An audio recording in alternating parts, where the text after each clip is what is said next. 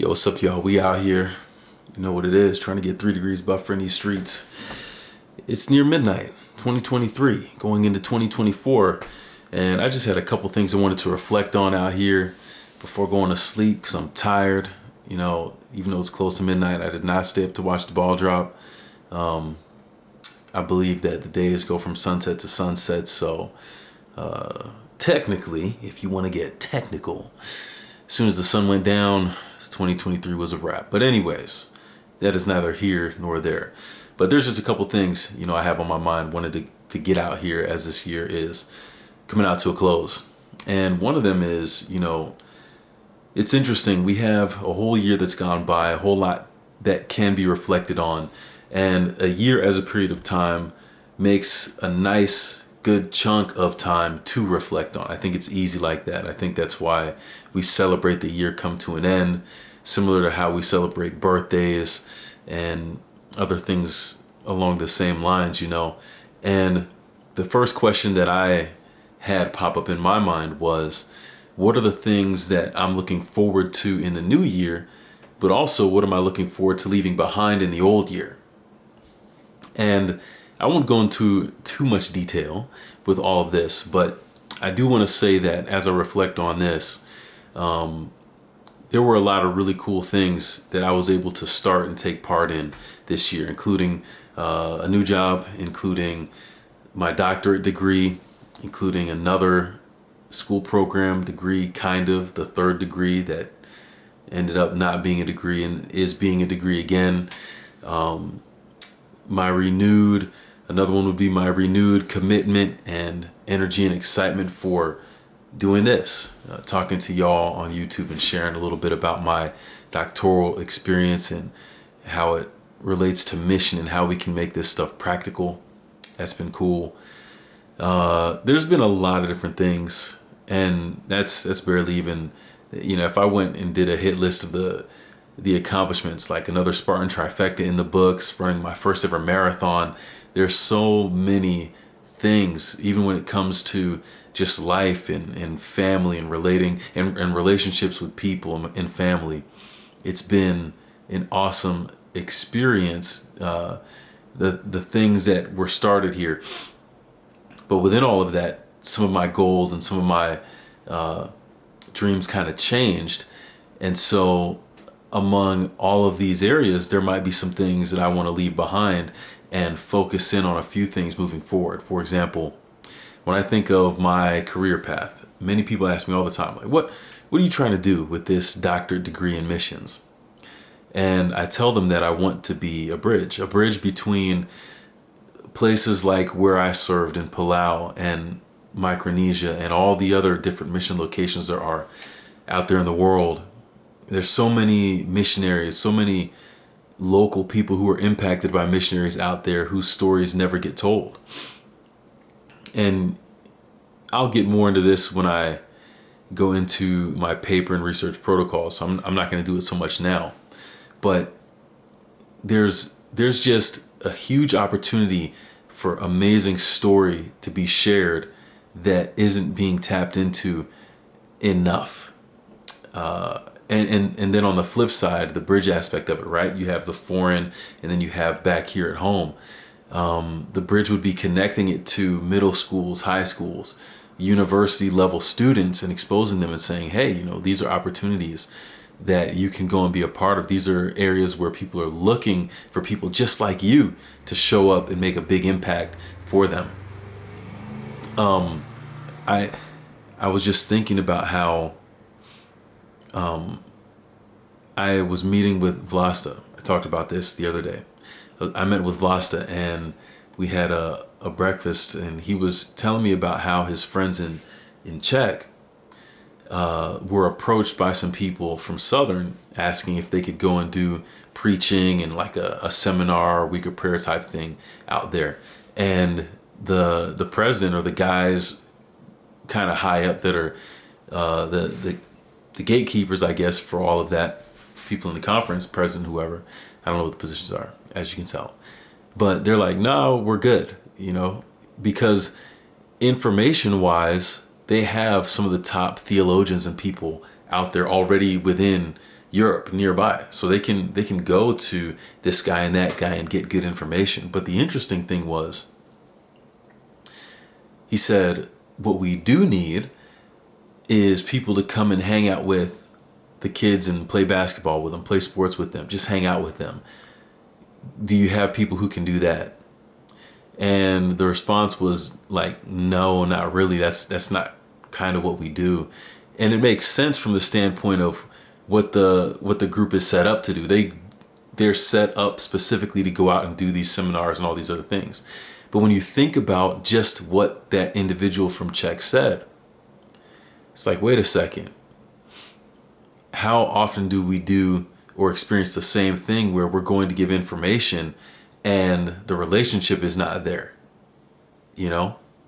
So we give this information when it pertains to mission and there's no relationship there. So there's no encouragement or inspiration to go. There's no connection with anything that convinces somebody that the mission experience is worth it for them.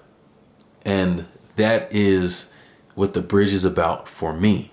It's building a relationship, being that relationship between the people here on this side and the people on the other side, so that there's an appreciation for the work that's going out there, so much so that people are inspired to go and take part in it. And then other people are willing to share their stories because they know that people want to hear those stories and be blessed by those stories or inspired by those stories.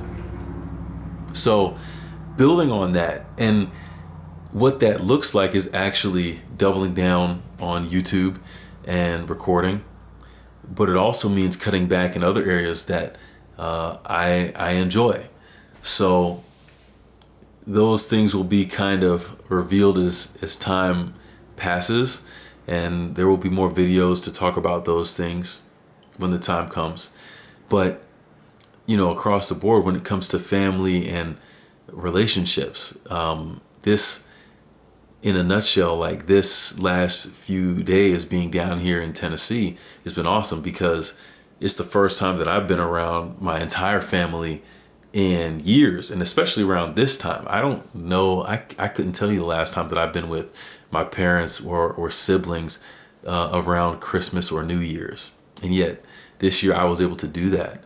And that's something that I got more of, that I think I need more of, And so that's exciting when it comes to, there's so much. Being able to have conversations like with my sister. We talked for a long time in the car as we were just driving all over the place, getting places in. A lot of really good conversation, with me having experience at Southern and Andrews, and she went to Oakwood. So, she bucked a little bit different and did something else. But it was interesting to hear how missions coincided with her experience there, and kind of the perception about things like that down there. And you start to fill in more and more pieces of this picture, and those kinds of relationships and connections. I need more of that. Oh man. Something else that I think of, like if I were to stay on that, I'd be on that for a long time. But for the sake of it being late, and we already a few minutes into this thing, I'm gonna keep pushing. I've kind of been talking about things that I'm looking forward to and things I'm leaving behind.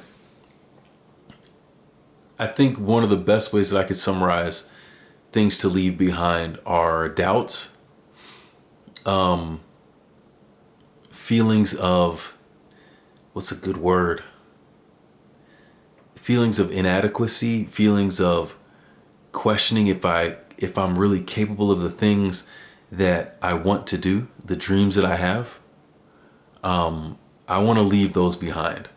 There have been a lot of steps I've taken in directions that have shown me that if I stick with it and stay consistent and keep being disciplined, that I can accomplish those goals.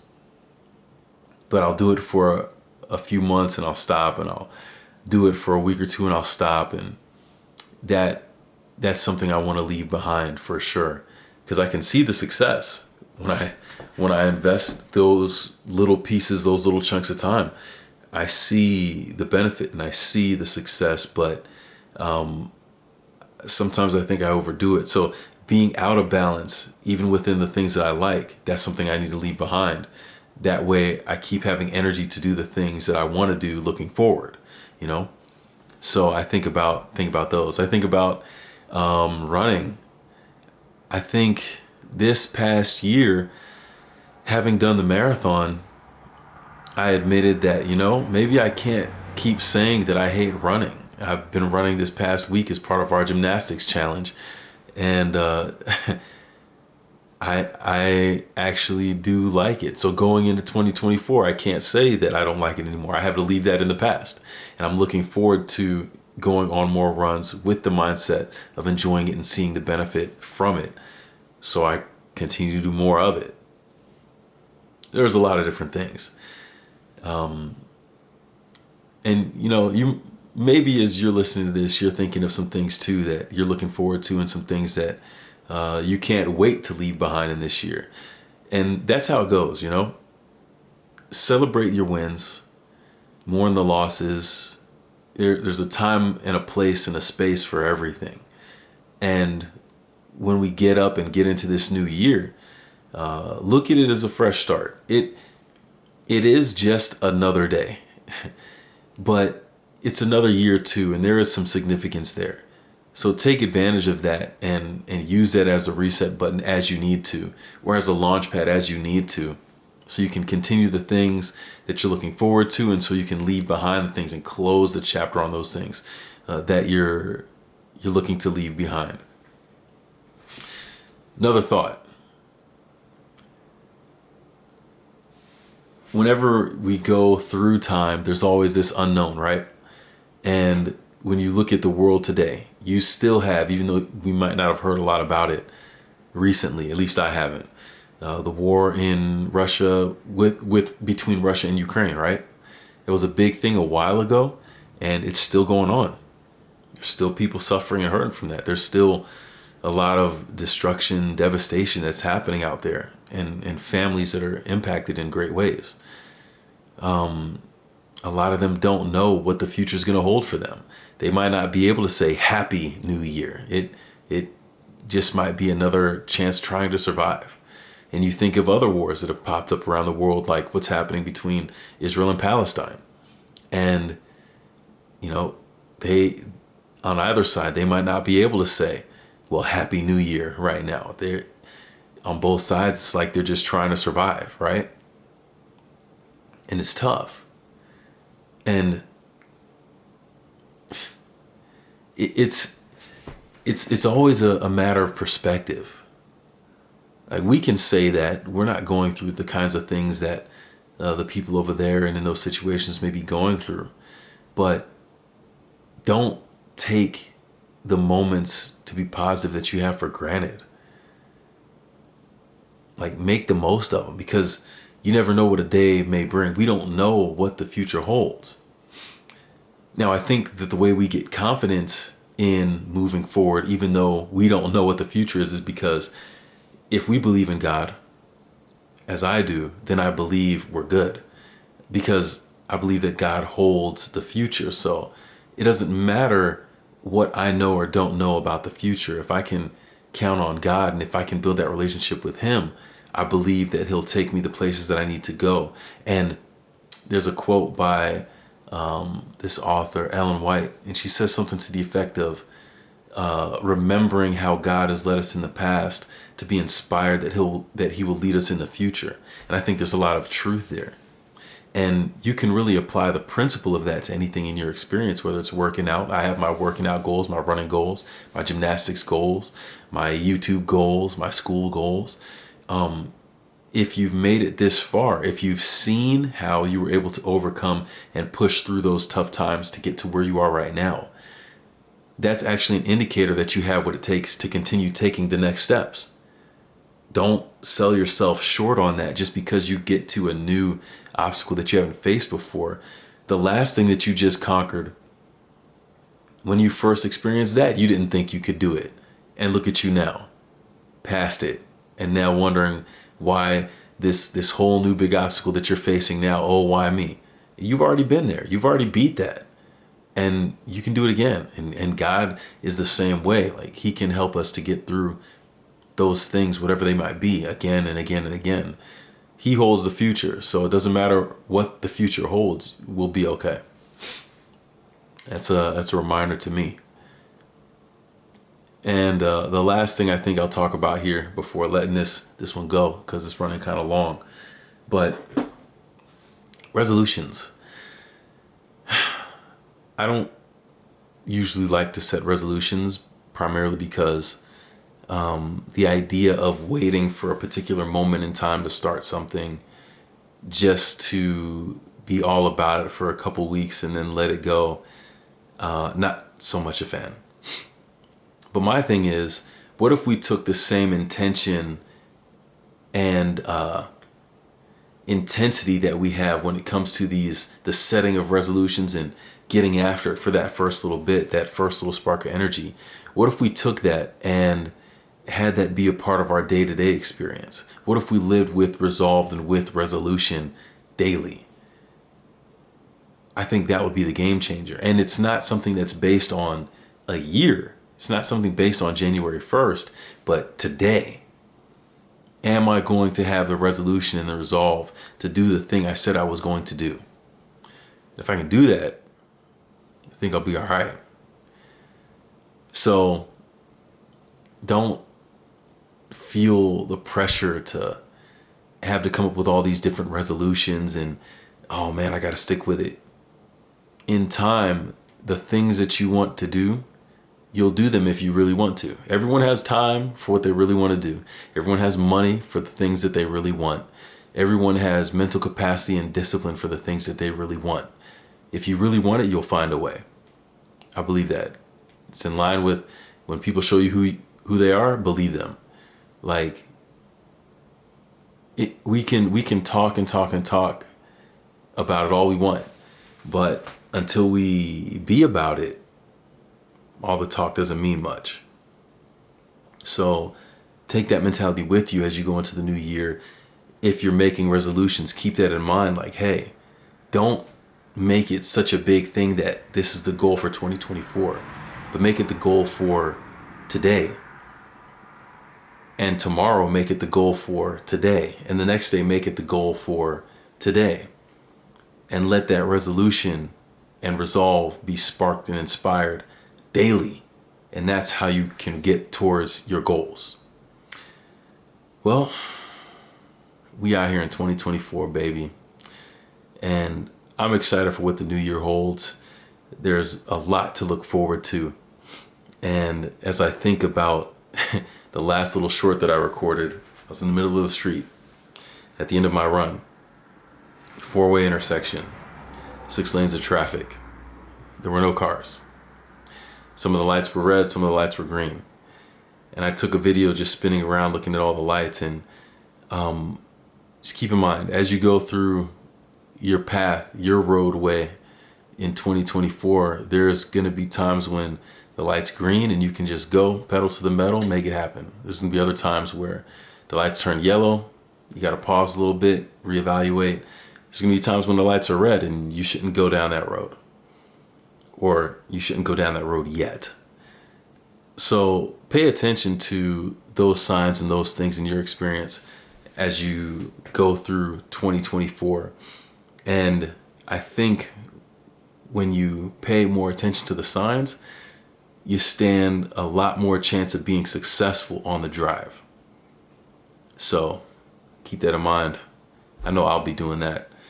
And with that, hey, we out of here. You know what it is. Happy New Year, 2024, baby. Let's get it. The best is yet to come, and I'll catch y'all on January 1st. Well, it's January 1st already, but you know what I'm saying. All right. Peace.